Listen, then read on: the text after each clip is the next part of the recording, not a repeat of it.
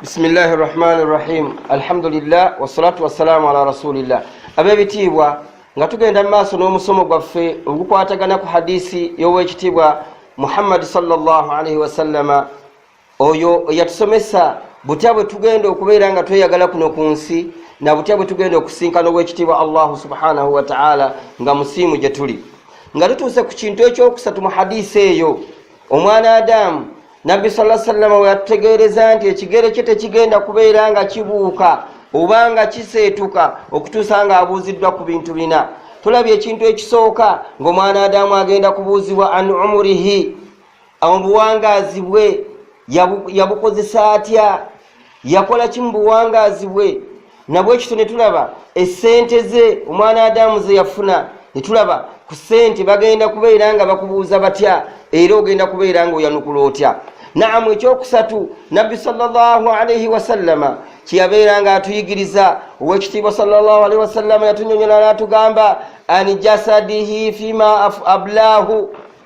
Naam, omwana Adamu omubiri gwo lasta milikan laka, omubiri gwo si teguli mu bufuzi gwo, si gwo ogwefugira, kugamba si property yo. Oyina okubeera ng'okitegeera nti omubiri ogwo gw'olina si kintu kyo, wabula anta mas'ulu anhu. Allah subhanahu wa ta'ala yakikukwasa nga ogenda kubeera ng'okibuuzibwako ku yawmal qiyama, era ng'ekigere kyo tekigenda kubeera nga kiseetuka okutuusa ng'onnyonnyodde omubiri gwe wagukozesa otya. Naam, omwana Adamu kyova olaba nga owekitiibwa Allah subhanahu wa ta'ala, owekitiibwa Nabbi Muhammad sallallahu alaihi wasallam yatugaana okubeera nga twetta. Naam, era nabeera nga tunyonnyola nti omwana Adamu yenna anaakola obukujjukujju n'abeera nga afuuka nsonga y'okubeera nga yetta, sayu'adhabu bima qatala nafsahu bihi, agenda kubeera nga abonerezebwa n'ebyo bye yakozesa nga yetta. Ekyo nno nga kigenda kubeerawo ng'ali awo mu kaburi okutuusa ku yawmal qiyama, ate ku yawmal qiyama embeera egenda kubeera ndala nnyo. Naam, kati nno omwana Adamu kikyalina okubeera nga akola, kubeera nga akuuma omubiri gwe bulungi nnyo. Naam, alina okubeera nga akitegeera ne Allah subhanahu wa ta'ala n'abeera nga atunyonnyola fil Qur'an al-Karim n'atugamba wala taqtulu anfusakum, temwettanga, tokkirizibwa kubeera nga weetuusaako akabenje n'obeera ensonga y'okufaako. Singa onoofuuka ensonga y'okufaako mu maaso ga Allah subhanahu wa ta'ala togenda kubeera ng'owona ebiyunga by'ebyo by'olina.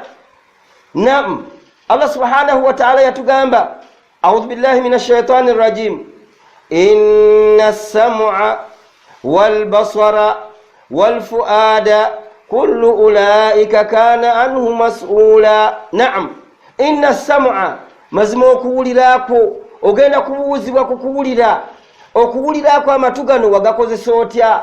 Abaffe akunta tastamiluhu fi simai ila alhalal, abaffe amatugo wagawulirezanga bintu bya halal, abaffe amatugo wagawulizanga irimu. Emisomo olwaleero miyitirivu nnyo, eyo nayo fitina gye tuli. Tugenda kubuuzibwa olwaleero emikutu mingi nnyo gisomesa irimu, naye abaffe waggulangawo essimu yo n'owulirizanga owuliriza irimu. Oba abaffe bwe wakwatanga essimu yo ng'ogikwata kubeera ng'owuliriza ka musiki.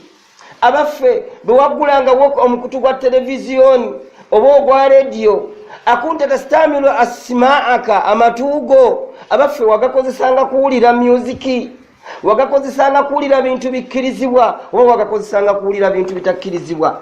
Ogenda kubuuzibwa inna sam'a, mazima okuwuliraako, wal basara, n'okulaba. Ogenda kubuuzibwa amaaso wagakozesanga otya? Abaffe walabanga ebyo Allah subhanahu wa ta'ala byayagala. Abantu bangi nnyo bakozesa amaaso gaabwe mu kulaba naye nga bye balaba sibikkirizibwa. Abantu balaba firimu ezitakkirizibwa, abantu balaba abantu nga balyazaamanya bannaabwe, abantu kwegamba ebintu bingi nnyo omuntu byakozesa mu kulaba, naye okulaba bagenda kubeera nga bakukubuuzaako muganda wange ne mwannyinaze. Naye abaffe okulaba okwo okuli ku mubiri gwe, ekitonde ekyo kulaba Allah subhanahu wa ta'ala ekiyunga ekyo kye yakuteekako, ogenda kubeera nga ebibuuzo ebigenda okubuuzibwa ku kiyunga ekyo ogenda kubeera nga onnyonnyola bulungi, oba ogenda kubeera nga kukubbika, olina okubeera nga ansa gyogenda okubeera nga owa Allah subhanahu wa ta'ala ddala ddala yali ntuufu nga Allah subhanahu wa ta'ala ajja kugamba sadaka abdi, omuddu wange kyayogedde kyamazima. Naye bwe binaabaamu obulimba bajja kuga Allah subhanahu wa ta'ala ajja kugamba kadhaba abdi khudhuhu faghulluhu, mubeerenga mumukwata era mumusibe enjegere, thumma aljahima salluhu, oluvannyuma mubeerenga mumuteeka mu muliro. Walfuada, nebyolowooza byonna Allah subhanahu wa ta'ala bimanyi. Allah subhanahu wa ta'ala ya'lamu ma fi sudur, amanyi bulungi ebiri mu mitima gyaffe, amanyi bulungi gyolowooza. Bwobanga olowooleza munno kibi nobeera nga okimutuusaako, Allah subhanahu wa ta'ala akimanyi. Bwobanga omulowooleza kirungi, Allah subhanahu wa ta'ala akimanyi. Era ebyo byonna byonna ogenda kubeera nga obinnyonnyola. Naam, ogenda kubeera nga onyonnyola ow'ekitiibwa Allah subhanahu wa ta'ala. Biki byewawulira byewalabanga, biki byewawuliranga, na biki byewalowoolezanga banno. Obuzibu bwobanga okirowoozeza notakiteeka mu nkola, ogenda kubeera nga owona. Naye obuzibu kwe kubeera nga okirowooza ate n'obeera nga okiteeka mu nkola. Naam, osobola okubeera nga okirowooza n'otafuna busobozi bukiteeka mu nkola. Kati nno gwe obuzibu ogenda kubeera nga obalibwa nga oli akikoze, kulwokuba nga tofunye bufunyi busobozi. Oyagadde okubeera nga otema munne ekiso, zuluman wa udwanan, ng'oyagala kumulyaza amaanya n'obeera nga tokisobodde olw'okuba tofunye makubo, oba obadde otegese okubeera nga omutta n'abeera nga akusomoka n'akuddukako, oba n'abeera nga obadde ogenda muttira mu nsi gy'olimu n'abeera nga akusomoka n'agenda mu nsi endala n'otasobola. Ekyo kimaze okubeera nga kiwandiikibwa. Lwaki? Kubanga tosobodde busobozi kukikola. Naye singa obadde oyagala kukikola, oluvannyuma n'olabanga ogwo musango n'okireka, ogenda kufuna empeera z'omuntu atakoze kibi ekyo. N'olwekyo muganda wange, ebintu ebiri mu mitima gyaffe Allah subhanahu wa ta'ala bimanyi bulungi nnyo, era ogenda kubeera nga obibuuzibwako. Ebitonde ebyo byonna, ebiyungo byonna ebiri ku mubiri gwo, emikono gyo, Allah subhanahu wa ta'ala ategeeza n'atugamba al-yawma nakhtimu ala afwahihim wa tukallimuna aydihim wa tashhadu arjuluhum bima kanu yaksibun. Olwaleero ku yawma al-qiyama nakhtimu ala anfusihim, tugenda kuteeka ki? Ala ansinatihim, tugenda kuteeka enjegere ku mimwa gyabwe, babeere nga tibakyasobola kwogeza mimwa gyabwe. Ekinaddirira ki? Babeere nga babuuza emikono biki bye gyakwata. Omwana Adamu emikono gigenda kubeera nga gikujulirako, gigenda kubeera nga gyogera. Tuli ku mubiri gw'omuntu, tuli ku mubiri gw'omuntu, ani jasadihi fima ablahu, omubiri gwe yagukozesa atya? Omubiri gwo ebiyungo buli kyekiyungo ekiriko olina okukikozesa fi taqwa Allah, fi taati llah, olina okubeera nga okikozesa mu kutya Allah subhanahu wa ta'ala. Omukono gwo gugenda kujulirako ku yawma al-qiyama nti ya Rabbi yankwasa ebitakkirizibwa. Abantu bangi nnyo bakozesa emikono ne babeera nga balyaza amaanyi abantu olw'okuba bakozesa amaanyi. Abantu bangi nnyo bakuba bannaabwe zuluman wa udwana, ne bakozesa emikono nga babakuba, oba bakozeseza mundu oba bakozeseza amaanyi. Abantu olwaleero basitudde ebyuma ne babeera nga bali bakanyama, kati nga buli waayita wonna tayagala amugambako yenna amukuba bukubi ngumi. Naam, ogenda kubuuzibwa ku yawma al-qiyama singa omuntu oyo n'oba omukubye lwa bulyaza amaanya. Emikono gigenda kujulira gigambe nti ya Rabbi yatukwasa ekintu bwekiti nga tekyali tekimukkirizibwa. Ya Rabbi twabeera nga atukubisa gundi nitubeera nga twamukuba obulyaza amaanyi olw'okuba ye yali w'amaanyi. Bigenda kujulira, bigenda kubeera nga byogera. Amagulu gagenda kukola ki? Gagenda nago kubeera nga gajulira ku nsonga eyo. Ya ayiwa ya Allah, twagenda yatutambuza ne tugenda tusinkana akawala bwe kati. Naam, yatutambuza ne tugenda tubbe gundi. Naam, yatutambuza ne tugenda tukumpanye gundi. Naam, yatutambuza. Buli kimu kyonna bigenda kubeera nga bikyogera. Lwaki? Olulimi lwasibiddwako dda olujegere. Olulimi tetukyasobola kwogera. Kiki omwana Adamu ekinaddirira ng'ebyo byonna bimaze okubeerawo? Omwana Adamu agenda kubeera abuuza ebiyungo bye, lima shahidtum alaina lwaki mutujuliddeko olwaleero? Temumanyi nti ffenna tugenda kubeera nga tuyingira mu muliro? Temumanyi nti mmwe muli kitundu ku nze?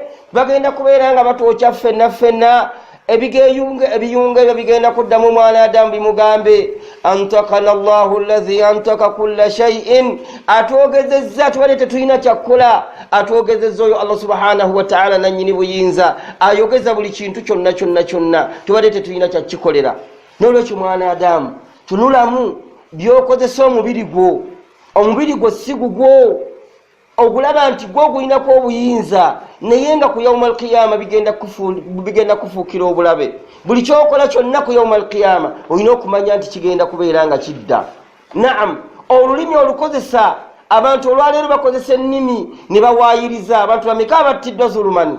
Abattiddwa omuntu najjaawo obujulizi nti gundi namulabye ng'akola kintu gundi, n'akozesa olulimi lwe naye bambi nga teyamulabye, n'abeera ng'akozesa olulimi n'awaayiriza. Olwaleero okugeya kwafuuka nga ibaada, oli ageya naye n'abeera nga asaddeyo rak'ataini lillah ng'ali mu kugeya. Ekyo ezambi eryo baalifuula nga tulina ne mu gurupu abantu ne bagamba nti omusajja ageya ng'abakazi, eryo ezambi ne balifuula nti y'abakazi, ne kibeera nga nti Allah subhanahu wa ta'ala yabakkirizaako abakyala okubeera nga bageya. La, ku yawmal qiyama omusajja ageya n'omukyala ageya bonna bagenda kubeera nga bateekebwa mu kisero kyekimu. N'olwekyo muganda wange ne mwannyinaze, tunuulira omubiri gwo ogukozesezza otya? Abaffe omubiri gwo ogukuumye nga Allah subhanahu wa ta'ala bakwagala ogukuume. Abaffe ebigere byo obitambuzizza ogenda osajjada lillahi rabbil alamin. Abaffe amatugo ogawulizaako ku Qur'an al-Karim. Abaffe amatugo ogawulirizaako ku durusi mustafada, ebyokuyiga byetufunamu obikoze ebyo. Abaffe amaaso go ogalabisizaako ku Qur'an al-Karim. Abaffe amaaso go ogalabisizaako ku bintu ebigasa. Naam, mwana Adamu ogenda kubeera nga onnyonnyola. N'olwekyo kyekikwetaagisa kwe kubeera nga ekiseera tekinnaba kuggwayo olwaleero ebbanga ly'omala ng'okyalina omwoyo gwo. Bw'obeera ng'okyali awo badde weejaajamya, kyekiseera obeere ng'omanya nti omubiri gwogwo gugenda kubeera nga gukubuuzibwako ku lunaku lw'enkomerero, ojja kubeera ng'onnyonnyola. Ate byonnyonnyola birina okubeera nga byebyo Allah subhanahu wa ta'ala byayagala. Bw'onoobeera nga tewakozesa bulungi mubiri gwo, tewakozesa bulungi biyungo byo, ogenda kusinkana obuzibu mu maaso g'owekitiibwa Allah subhanahu wa ta'ala. N'olwekyo kyekiseera tudde eri Allah subhanahu wa ta'ala ng'obudde tebunnaba kubeera nga buggwako, era nga tunnaba kubeera nga tuyingira mu kiseera ky'okwejjusa we kutagenda kubeera nga kugasiza. Aqulu qawli hadha wastaghfirullaha li wa lakum wa lisaa'iri almuslimina min kulli dhanbi fastaghfiruhu إنه هو الغفور الرحيم وهو البر الكريم.